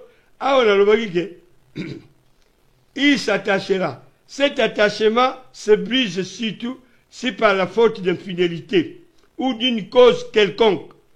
En tout cas, faites-vous rapide de chercher un terrain d'attente pour mettre fin de tout ce qui est désaccord entre eux. Sinon, un jour, donc, moi, été. 6e point. Dans le bagi, ils deviendront une seule chair. C'est-à-dire, dans le lobby, même esprit. Dans le bagi, on définit d'abord esprit. Et on a le petit témoignage. Oh, il y a un esprit, moi, sinanga. Maintenant, tout esprit et du cœur. Union du cœur. Quand l'un sort, l'autre s'inquiète. Il veut savoir, il est parti où? Est-ce qu'il a téléphoné? Quand l'un sort, ne fait pas signe, son cœur commence à se battre. C'est-à-dire, union du cœur, hein? Moi, si oyo balingani na mobali na ye, oyo azana union du cœur. Avant ça, moi, si mobali abimi, abimi par exemple, na batongo ba 10 heures, akenda na ye, ti 22 heures. Mais madame, benga mobali wana penza nazobwaka ba fleur te ngaso na bimike na umeli mwasi benga oza wapi banda ubimaki Bible solo banango bien tolanda là où sera ton cœur alléluia là où sera pardon ton trésor et c'est là sera aussi ton cœur. Là où se trouve ton trésor, ce qui moi si na yo, mobali na yo asa trésor na yo, abimaki banda tongo, okubenga ti, okubenga, abimaki banda ka, vraiment oza wapi, mi bambien sero ya bamibale, akobima komona ka phone, ati yango na vibraire, ou bien, akati yango, ezomana ke bolingo eza te, bolingo eza te. Là où sera ton trésor, motema na yo ozala kuna. Comment y est depuis abimaki? Et puis là, ozonga, pourquoi tu n'as pas téléphoné? Et comme, c'est-à-dire, ça veut dire, puisque, au moment même que, en tant que, soko yoki ndengwana, makambo sie bandaki. Bah que, et comme, puisque, au moment même que, dès que, en tant que, oh, utaki, wapi, okendaki wapi. baparent na biso na kala na bakongo omonako soki abimaki alali na libanda atikele kosomba wax hollandais ou bien super wax aye nango aye kobondela mwasi akokosa vraiment na niveau lokola basi mpe balingaka bamibali bakosaka bango ya solo ye azolandaka motema naki ayelinga kimbundi oyo eza poto bakimbundi wana kuna toza te kimbundi eloko pamba. Genèse chapitre 25 dernier verset tozutanga Genèse chapitre 2 verset 25. L'homme et sa femme étaient tous deux nus et ils n'en avaient point honte. C'est-à-dire, dans le premier point, l'homme est tiré des dessus de l'homme, de Mukua et Mubali, Bazwaki, na Mutute, Mukua et Mubali, Bazwaki, na le coloté, donc Mukua et Mubali, Bazwaki, na Panzi. Troisième point. Pour Mubali, abattre la machine. L'homme doit quitter. Donc, il doit quitter Dieu sur ma maman. Dans le bagi, c'est que l'homme s'attachera à sa femme. Il faut attacher la moitié na yo. Et ça, c'est sur ma maman, et ça, c'est papa. Puisque Bali. Et ils deviendront une seule chair. La chair, ils deviennent une seule celle. Donc, ils ont l'esprit réel, esprit du cœur et de l'esprit. On appelle ça un témoignage sur Yanga. C'est que tous les deux étaient nus. Genèse chapitre 2, verset 25. L'homme et sa femme étaient tous deux nus. Ils n'en avaient point honte. C'est-à-dire, dans la vie du couple, il n'y a pas de secret. Na foyer, maman boyo kanga bien. Secret et zalarate na moi sina mobile. Parce que vous avez dit banzot. Au moins c'est zolata, bimana nunalata. Mais c'est ton mari. Vous voyez mobile au zolata, bimana nungaye yo moi si. Mais c'est ta femme. Secret na vie à couple zalarate. C'est-à-dire, bulletin de salaire et à paye. Mobile, faye ba paye aux waka. Si tu biso ba mibali na robeta sete, biso ba mibali. Ozwaka mbongo, olinko lakisa mwasi na yote, ozwaka combien? Wani za ba père na biso na kala. Ba père na biso kala, nga na ebi yango, eza obimisa makele na ndako. O mwasi aza na droit ya yeba salaire ozwaka. Omona wapi? Mwasi aza na droit ya koyeba, tu gagnes combien? Tu es mon mari? Et moi, si je suis sale, je vais gagner combien? Parce que moi, si je suis montant, je vais gagner. Bon, ça, le programme, c'est là où on va monter aux anneaux. Donc, on peut exemple. Moi, si je suis gagné 2000 €. Est-ce que moi, si je suis gagné en voiture? Je vais monter parce que je suis gagné 2000. Programme, je suis là, yonaye. Budget, je suis foutu en dak. Je suis là, bonabo. Netinga linga mingi kofuta ndako ngamoko pona boyike lobi babi misabiso ozwa charge ya kofuta ndako opesa na mwasi. Il faut boyokana côté wana lobi te obligatoire. Cela dépend ya ndenge bo organiser na kati ndako ya foyer ngana zo so autant hier zo so autant tout ça là-bas popana il faut te lire tout ça là-bas course mais ndako mobali akena ko mena masanga abetaka baché de 6, abetaka baché de dames. Donc, moi, si je suis comme tout, en plus, je suis sur voiture, les athées, même pas paquet à maille. Moi, c'est. Est-ce que je suis là haut? Ou l'ingaka vraiment, moi, si. Mais non! Nous avons un film ou un film. Tous les deux étaient nus. Dans la vie du couple, il n'y a pas de secret. L'épouse, avant la chute de l'homme dans le jardin d'Éden, il ignorait le péché et la nudité parce que ils étaient une chose naturelle et normale. Ils se trouvaient leur complément et leur complète satisfaction dans la joie de leur union et de leur service pour Dieu. C'est-à-dire, ils étaient tous les deux nus. Maman, qu'on n'attaquera jamais devant les enfants. Maman, côté qu'elle n'a jamais n'a sous-vêtement devant les enfants. C'est interdit. même yo papa, là tu vas sous-vêtement, devant les enfants, non. Mobile, côté que la jamais torse nu devant les enfants. C'est interdit. Donc, yo so comme ça, alors moi, non, nga le connais sa maman, asane mona moi si. Akomona ninga na ba sous-vêtement. Ozoloka mwana. Mwana lela kokola, mwana ngo libabe ya ndenge na ndenge, orke yo moko mama olokai. Pona nini? Kozanga koyeba. Papa, yo pe ozoloka bana. Ozotika na sous-vêtement devant les enfants. Tout là va mindelete. Tout là va mindelete, ce n'est pas nous ça. Ce n'est pas nous. Donc, et le quoi les photos sont au sérieux. Parce que, nous là-bas, sur les interdits d'un foyer. Tout ça là-bas, je belé là-bas, tu vas que ça, c'est des interdits dans l'âme. Au moins, ça ne marche pas. Parce qu'il y a des interdits dans l'âme, sans le savoir. Donc, parti Oyo, tout ce qui est, parce que tout ce qui est pas dans le vendredi prochain, tout ça n'a pas bino. Les leçons que bandaki retard, faut quitter parce que ndeko à Salaki.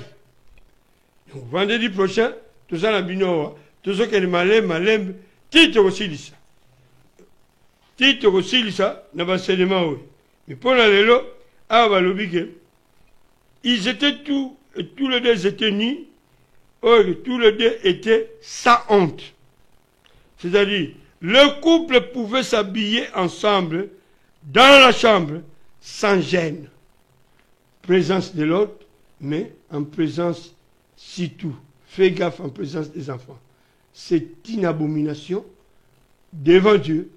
Le corps physique appartient à son compagnon et à Jésus. Aucun mal venu de l'intérieur ne pouvait les atteindre. Corps physique, hein? Parce que le pour le tout ce qui s'y a. Pour la monnaie, tu as 23 heures presque. Corps physique, bah ça là yango. Pour la moisi nanga, la chambre, corps yanga, et oyaye pour la mobile. Ce n'est pas devant les enfants. Oh, azanan bébé. Bah la moussous baza sous ma bébé. Bah la moussous basi ba koli. Na expliquer bien le comment. Voilà nanga bien. Oboti mwana sa bébé. Si mwana ngo uzboti oyebi na yoteke asa sorcier. Par exemple, asa sorcier, oyebi tike mwana ngana boti asa sorcier. Mwana ngana boti asa vraiment doki. Oyebi ka usepeli na mwana affection, papa parent appelle ça toujours na mwana. Si que tango yo tika na sous-vêtement. C'est un bébé physiquement. Mais spirituellement, à sa bébé. Voilà, on a bien. Au bout de moi, à sa bébé, au jour là, vous takala devant moi là, ce n'est pas grave parce que c'est un bébé. Physiquement, c'est un bébé. Hein? Mais spirituellement, le coup là, c'est sorcier. Parce que bana mususu, bazana libumu ya maman, soka sa sorcière, to sorcier. Abimakana libumu ya maman, à quelle réunion dans le monde des ténèbres. Ni nebimaka, ce n'est pas le physique, hein, c'est l'esprit. Esprit est bimi la maman, et dans le maman, et que ça la réunion. Et si la réunion a zongi, ngana yo moyen teba, ezati. Mais ceux qui ngana yo tout ça va sorcier, toko yeba. Parce que tu écoutes un bébé wana dans le boumou, na ba réunion. On a l'élo. C'est là ceux qui coupent de fil les alliés. Donc, qui t'avoue, Bobenga, ceux qui coupent de fil les alliés. Voilà. Merci. Na le lengi to landi pene mission na biso, ute bandeli. C'était comme penza na suka pona mokona lelo. En tout cas, kolo akumama le lengi to zu message, hein? Kolo akumama parce que le message est tellement profond. Tellement kitoko.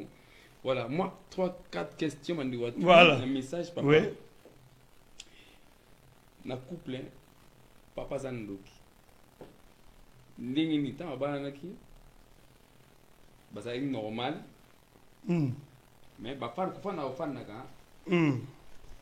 papa moko boye abikulaka en fait tout là abikulaka voilà la question de moi commis papa moko abikulaka bata bana na jeune ba banana bazaki normal na mbuta na bango mais après quelques moments papa moko abikulaka na église na ye ayo bikulaki mbana na ye azandoki parce que couple ya bongo moi c'est nga la décision parce que ayoki ke mobana na ye banda kala azaka ndoki mais bande ko ebati mais papa na siko bon bato abikulaka bon voilà tout ce que bien qu'il c'est pas le lingue alors ce que maman na tuni asa la bonne asa ni na kawana papa est-ce que a continuer libala na ye pona bana ou soit akasiliba voilà et nyo sebe bakaka maman koboma libala te c'est là juste comme na cas ya divorce enseignement divorce okoyeba d'abord kindoki ezali spirituel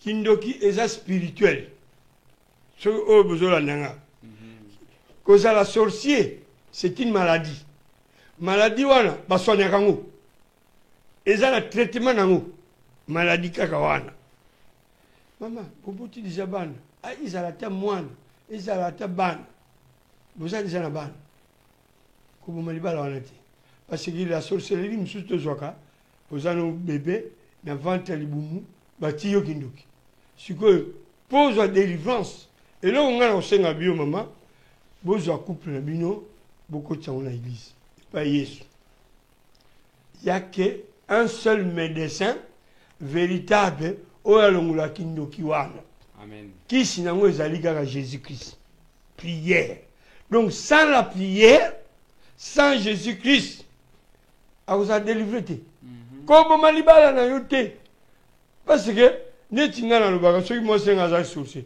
yokasi ngai na koboya mwasi nanga je suis chrétien ngai na koyebisa nzambe c'est quoi mwasi opesi nga oyo aza sorcier basorcier kutu oyo baza na famille bango mo bazomona keke libota wana efale pa tosimba bango mama biso moko tokomisa makambo makasi parce que tolingi kosambela te deuxième question donc c'est là nakasi mama olandi question na yo soki azali papa ou mama donc oboya libala wana te kangama na mobali na yo donc akolia yo te banda kala bokomi na bana boni est-ce que yasi ale mais seul conseil na kopesa yo soki osambelaka te mama banda lelo luka église donc c'est le refuge quoi dans une église kokanisa te keliki ndoki wana ekolongwa ndenge ovanda no na palais na libala na yo susi na yo kaka babikula en plus kobikula landanga bien nalinga na bosa nga mpo nayebisa yo ke mama mobali no aza sorcier donc nga mpe naza sorcier parce que sorcier c'est une maladie spirituelle. Amen.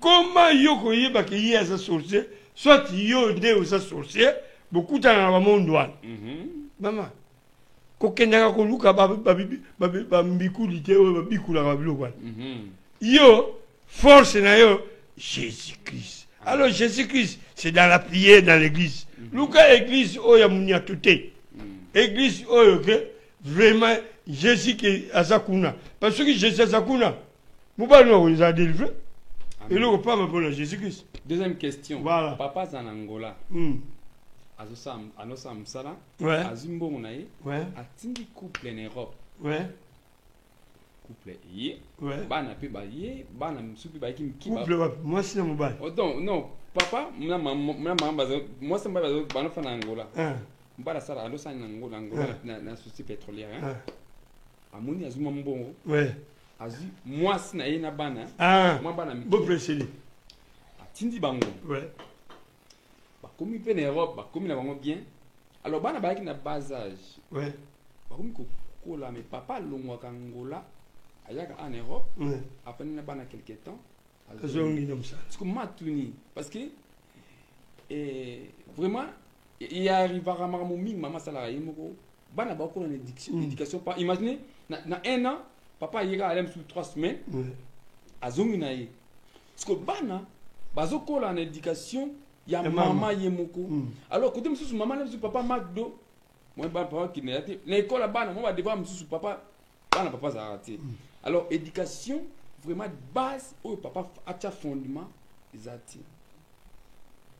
Alors maman on a tout ni psychologue parce que à mon a bana éducation bazo kende ne bazo évolution eza penza malongo parce que ndako papa zali maman zali fondement za mususu oh papa yara 3 semaines après zongi na ye maman zonyo kwa niyo soko nga maman akene ko la bana azwa bana boy azonguza ba devoir atuni question na ye to sunga ye na on habite papa go sunga ye ouais le lengeli donc d'abord maman nzamba pesa autorité na mobali ndako mobali aza autorité siko ye azu yo na bana bo précéder siko ye bo solo la ki ndengini parce que ye pe ayaka na ye dans une année parfois 3 semaines aye 3 semaines aye 3 semaines azongo musala o musala mama ye kuna azana mibali na ye azana basi na ye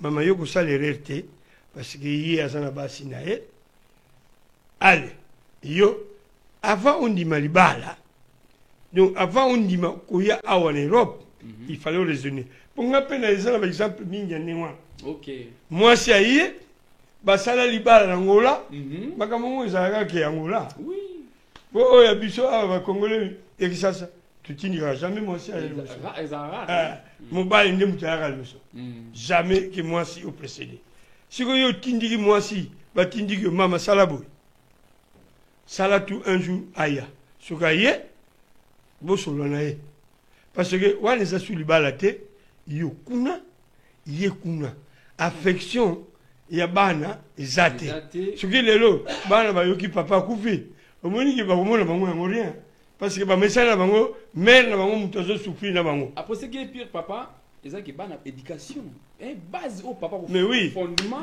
exact ce que bana bakola babanga bango mama te mais kasi loba yogoti na lobaki bien na introduction mariage za contrat amen bosalaki contrat na mobali na ye ou bien bosalaki yango malamu te voilà landanga bien maman na lobaki bien introduction le mariage c'est un contrat tango yo sali contrat tango yo alobi bo précéder na poto toyokana bien puisque ça contrat ou tokebi biso ou yo mobali banda na kokeni parce que c'était nécessaire ngana yebi ba couple belé oyo ba libala ekufati lelo OK moi si bavandi mpe na mariage kuna aye awa na koloba mboka yango te noki te bamosusu baza na mboka yango awa na poto bacomprendre na France en plus na koloba koma mboka te ntanga bakomi mobali lo emwasi mawa libala wana ekufa mama ngai nalobaki bien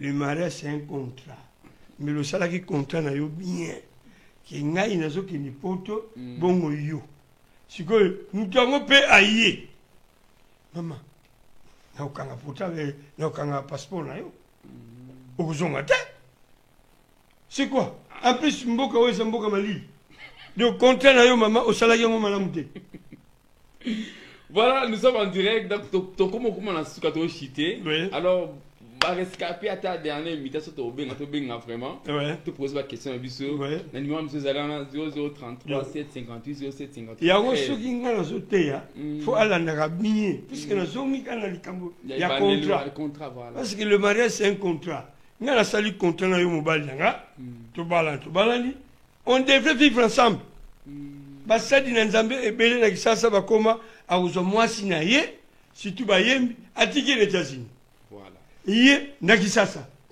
eza su libala te parce que ozo expose mwasi na yo na tentation et yo moko kuna mpe oza déjà tenté donc contrat eza nécessaire soki omoni na bandaki na bacontrat nayebi ke le mariage c'est un contrat le temps nga naza koloba baintroduction wana biso tozolanda il faut tolandaka yango bien troisième papa Henri alobi mboka ya malili vraiment pour y aller se gamin papa Zolobara aza pena connecté depuis baneti donc suka voilà troisième question ndekombali ndatuni voilà on a une question et tu n'as pas dit dernièrement on a l'émission pena maman atuni mbala salaka moi ça salaka mais mbali azwa salaire moi so azu salaire na ye bon ndenge lobaki kota ko bima donc quitter moi ça quitter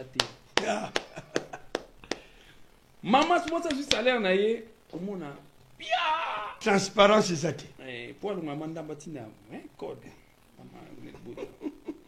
mais au moins elle n'a pas quitté à côté ce qu'on mbamba ya papa wapi mbongo na yo ya papa mais mbali ou qui parane moi spenza mais moi me basala alors mbali à mon nom il comme trop parce que ma maman et bon ma ba couple ouais ce qu'on ba la bi asala ni parce que mais quand on le la moi si ameka le la moi si et simbarati parce que après ça moi naï atika musa parce que bon oh ça moi ça la ka atinda ngona famille est-ce que après ça moi natika au sala ou soit a gangela côté bon kendaka ou soit a sala ni ba wana so question ouais quand il y a on a sur le bas oui biloko belé na tangiawa ba ils ont revenu na bango ils ont revenu na bango dans libala ils ont accord il faut qu'on négocie accord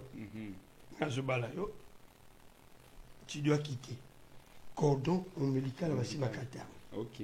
Donc il faut s'attacher. Moi si oyo tilelo c'est-à-dire nenge bible zoloba bana Égypte. Bana Israël tant ba bimagine Égypte.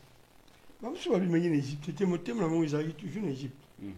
Moïse même biso concombre tout mais ça en Égypte.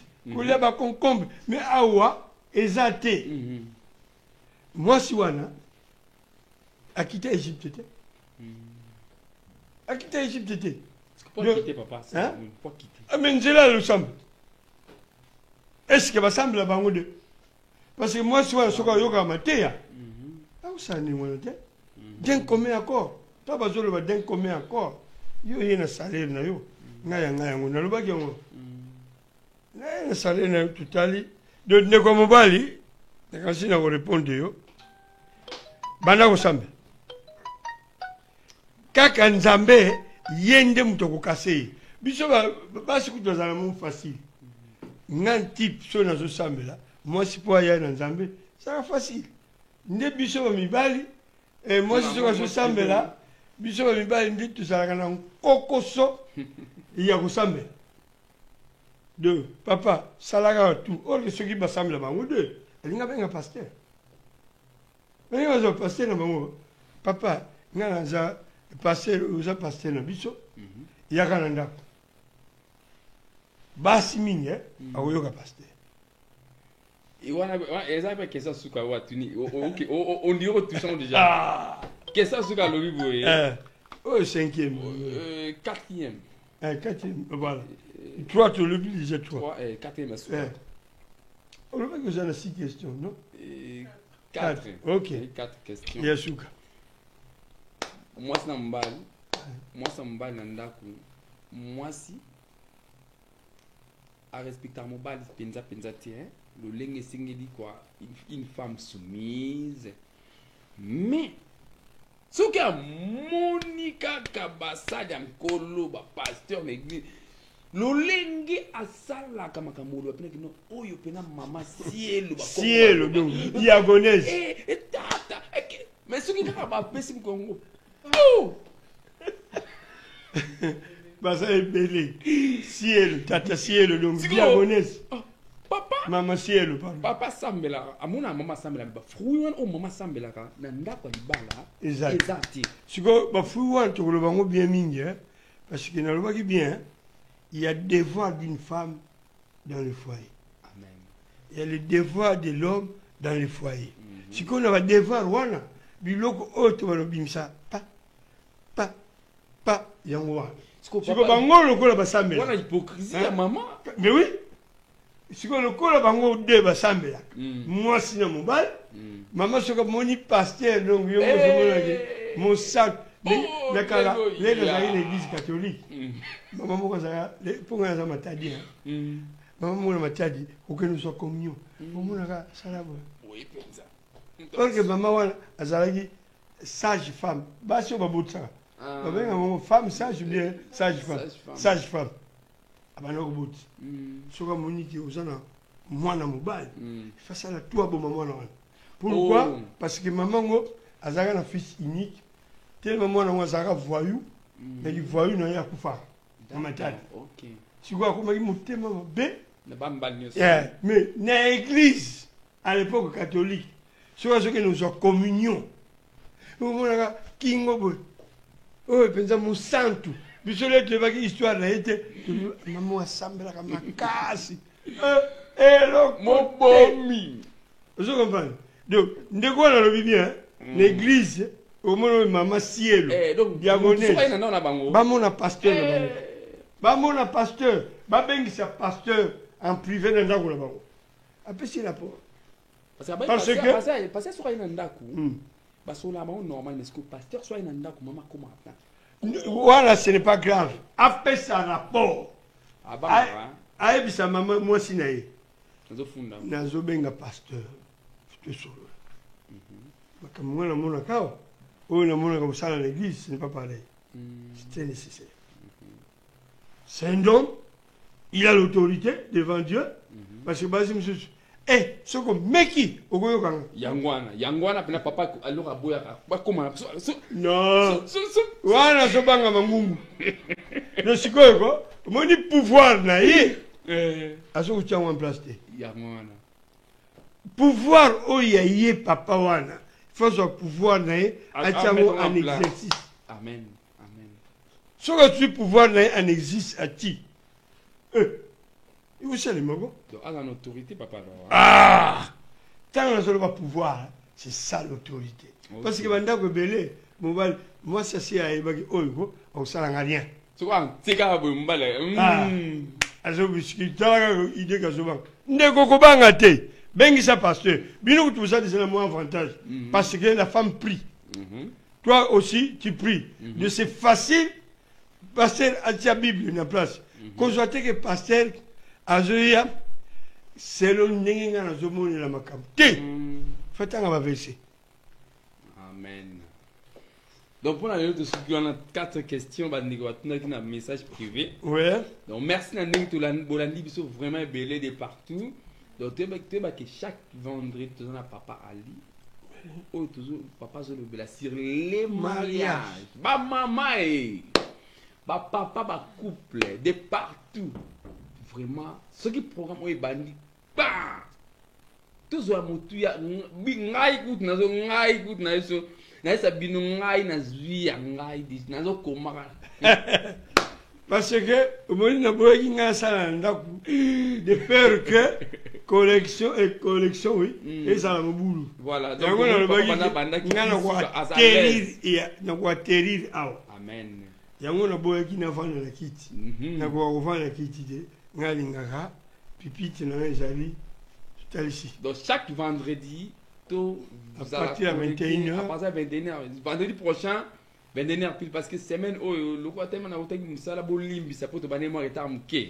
Donc semaine prochaine 21h pile to banda. Donc à chaque programme où est bandi et pour na kosunga ba couple ba mabota mingi zo panzana et le moi mu écoute boyoki kaka ezala le muke parce que ba dimension ya message biblique dans la Bible ezali beaucoup landango beaucoup yok même oh tu salis déjà pour comprendre ngo bien tam susu bandelango ebandi bandelango ebandeli au moment que ah ça ce n'est que le début.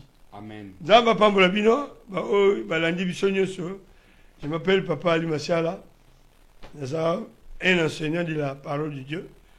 Tout le monde dit vendredi prochain. Voilà papa ce que vous voulez clôturer na prière. Oui, la prière comme ça. Le lenga to bandaki ikozala esengo mingi. Bon. Oh, basoka ngai tokanga miso. Seigneur, merci. Tu bandaki na elongo. Tu suki na elongo pona lelo. Tu monani vendredi prochain. Vendredi prochain tu banda sur le conflit. Parce que le foyer na liba la conflit ezanga te. Différence entre conflit na querelle na dispute ezali. Nyonso to la langue biblique. soki tolongo na conflit tokomi na devoir d'une femme au foyer. Devoir d'une femme au foyer, voilà nde ezalaka mwa mulai. Ezalaka mulai parce que Dieu avait trop parlé sur la femme. Parce qu'ayebi basi bango bayambaka Yesu Nzambe rapidement et bango mpe bakwesamaka facilement. Nzambe merci na ndeko oyo ayambaki ngai mwana na yo mpona kopesa sango na yo mpona kosunga parole na yo sunga biso susu prochainement vendredi prochain continuité ya message oyo mpe na bandeko oyo bazolekaka tous les mardis sunga bango mpe elongo Nzambe osimba mitema na bango mpona lokumu na yo simasiya pambulama bopambulama bokumisama tomonani na plateau oyo kaya Benji TV kutani vendredi prochain alobi bien vendredi prochain tokobanda ngo exactement 21h et pengai na koma déjà bien avant awa ba 20h30 pour 21h ce que bandikaka to continuer message na biso parce que ça moulai tobanoke dango étape na étape Nzambe pambola biso na komono simasiya Nzambe sunga biso pe kozonga na biso tozala na yo elongo na voyage oyo au nom de Jésus-Christ. Amen.